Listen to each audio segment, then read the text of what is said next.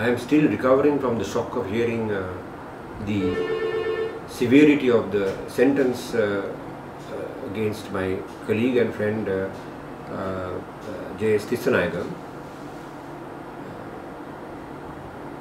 I am shocked because as a journalist, as a person just like Tissainayagam, a writer in print media, I am former editor of the Sunday Observer, a state newspaper, and for me, I now have to think that whatever I have written, I can be put into jail for 20 years, hard labour.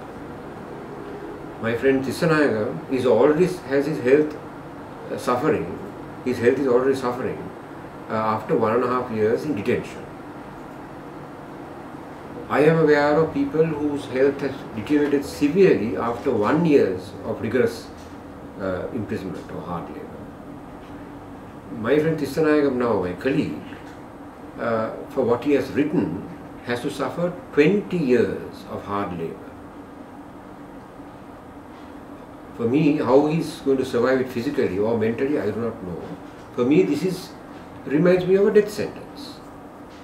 I am sure the learned judge must be right in his conclusion, and I am sure the learned judge has given the due sentence.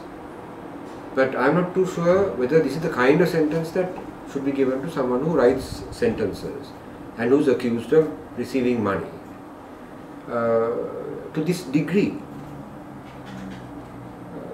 Just the other day, a senior former police officer was sentenced to a short prison term, in connection with murder and disappearances.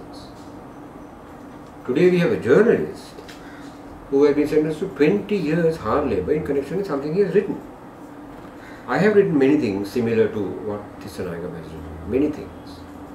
I have criticised many governments and many presidents and many guerrilla warlords.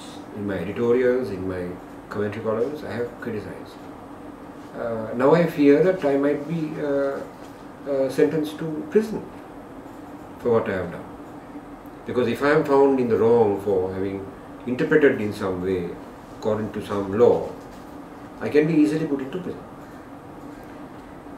However, in the past 30 years, and I am not referring to any single government or governing party, in the past 30 years, 25 plus years, I have journalists whom I have known personally, who have been my colleagues and friends, have been murdered, have been tortured, have disappeared, have been held in detention without trial, have been harassed, have been beaten up. To date, I don't know how many. I don't think a single person has been arrested and convicted for such crimes. But in a very efficient way, this single journalist has been arrested and convicted for writing a few sentences. No one has been convicted for murdering journalists yet in this democratic socialist republic of Sri Lanka. No one. For 30 years now, for 25 years. What does that mean for our country? I am, as a patriot, I have been looking for peace with honour. Because I seek peace with honour, now I am filled with shame for my country.